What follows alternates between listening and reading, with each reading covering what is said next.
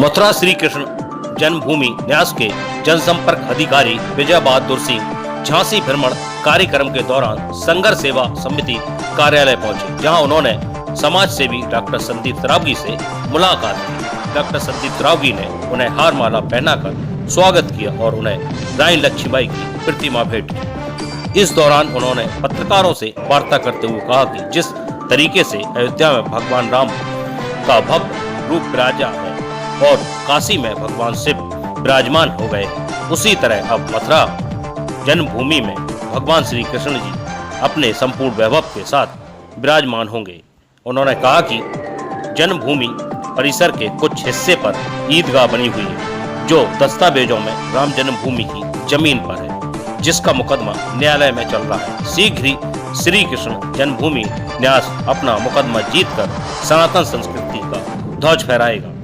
उन्होंने डॉक्टर संदीप सरावगी के सामाजिक कार्यों की सराहना करते हुए कहा कि वह विलक्षण प्रतिभा के धनी हैं, उनके सामाजिक कार्यों का कोई तोड़ नहीं।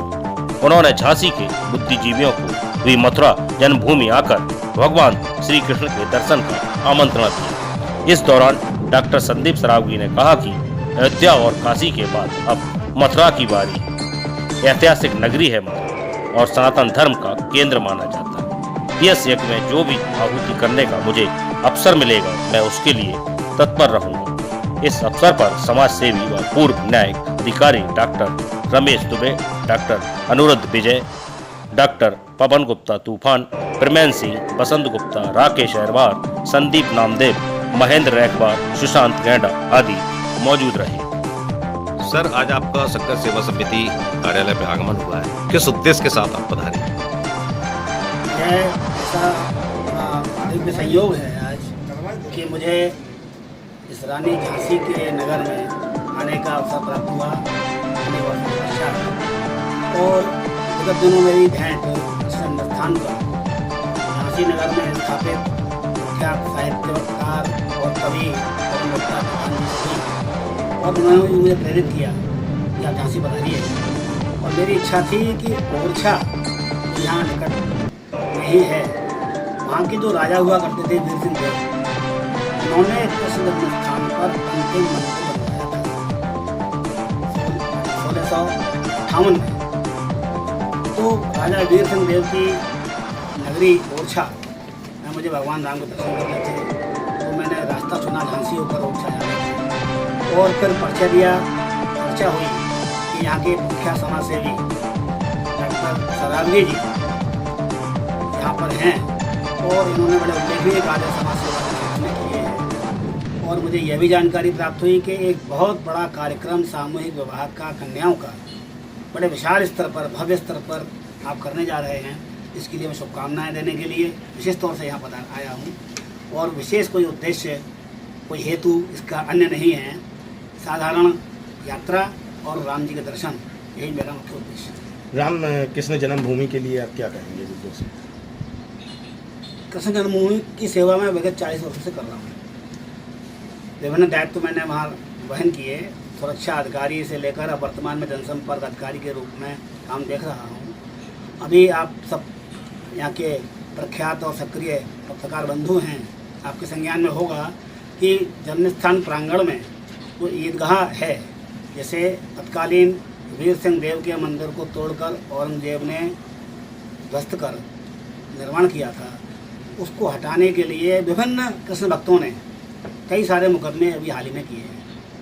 तो विशेष तौर से सारी व्यस्तता इस समय उन मुकदमों में ट्रेडिंग करने की, उनको मजबूती से लड़ने की है। मैं उचित समझता हूँ इस अवसर पर यह तथ्य बताने की आपको कि जो प्रांगण राजा कंस का हुआ करता था, मथुरा के राजा कंस थे और उन्होंने अपनी बहन देवकी को अपनी मृत्यु के भय से कारागार में डाल दिया था, जहाँ भगवान प्रकट हुए। संपूर्ण परिसर कृष्ण जन्मभूमि के नाम से विख्यात है। और उस स्थान पर भगवान कृष्ण के प्रपौत्र वज्रनाभ ने पहला मंदिर का निर्माण किया था। कालांतर में चंद्रगुप्त विक्रमादित्य ने और उनके बाद अन्य राजाओं ने मंदिर के आक्रांताओं द्वारा तोड़ने के बाद बार बार निर्माण हुआ और अंतिम मंदिर राजा वीर सिंह देव जो ओरछा के राजा थे उन्होंने निर्माण कराया था। तत्पश्चात औरंगजेब ने ही वहाँ पर मस्जिद का निर्माण कराया था। संपूर्ण भूखंड का स्वामी जन्मभूमि ट्रस्ट है, जिसको हमने क्रय किया है। और ईस्ट इंडिया कंपनी का जब राज्य भारतवर्ष में हुआ, ईस्ट इंडिया कंपनी ने नजूल भूमि के रूप में उसका पब्लिक ऑक्शन किया था, नीलामी की थी, जिसको एक भक्त थे बनारस के, उन्होंने क्रय किया और उनके वंशजों से जन्मभूमि ट्रस्ट ने परचेज किया, क्रय किया। कुल मिलाकर इस समय जो एक ज्वलंत विषय है, राम जन्मभूमि में रामलला बैठने वाले हैं, उसके पश्चात में भगवान कृष्ण की भूमि को पूरा मुक्त करा के ट्रस्ट को सौंपने का विषय है। वह ट्रस्ट न्यायालय में विचाराधीन है। उसके लिए हम लोग मजबूती से अपना पक्ष रख रहे हैं। तो अपेक्षा है कि अयोध्या में राम जी विराज रहे हैं, काशी में भगवान विश्वनाथ लगभग प्रकट हो ही चुके हैं और भगवान कृष्ण भी अपनी वास्तविक स्थान पर शीघ्र बैठेंगे। इस प्रयास में हम लोग लगे हैं। तो भगवान राम से हम प्रार्थना करने और जा रहे हैं, इसीलिए वो इस कार्य को संपन्न कराएं। संदीप सराबगी जी से आज आपकी मुलाकात हुई है, क्या कहेंगे सराबगी जी के बारे में?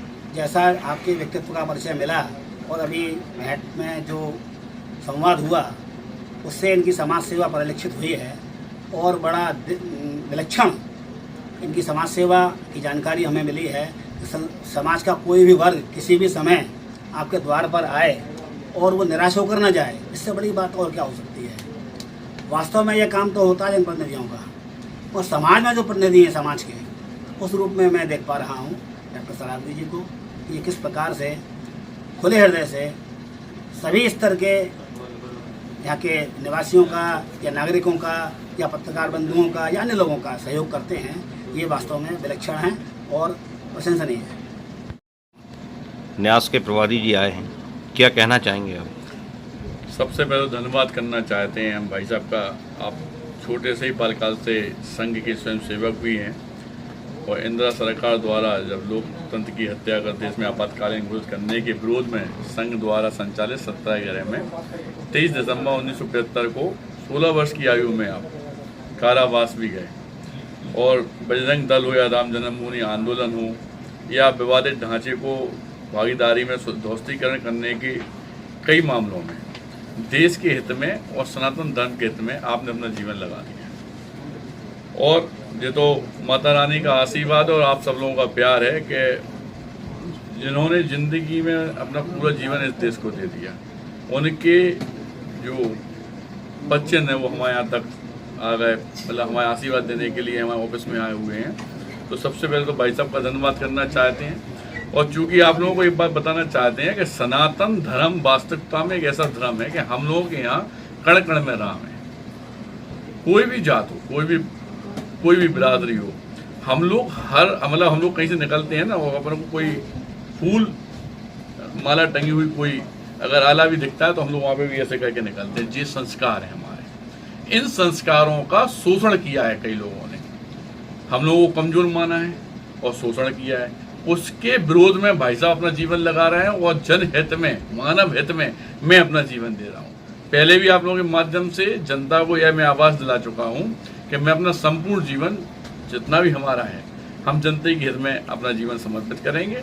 और भाई साहब वगैरह हमारे संघ के लोग, हमारे झांसी के लोग, हमारे देश के लोग जो हमसे अपेक्षा करेंगे, मैं उसमें पूर्ण करने में जितना माता ने कृपा से समर्थ होगा, मैं जरूर उनका साथ दूंगा। धन्यवाद।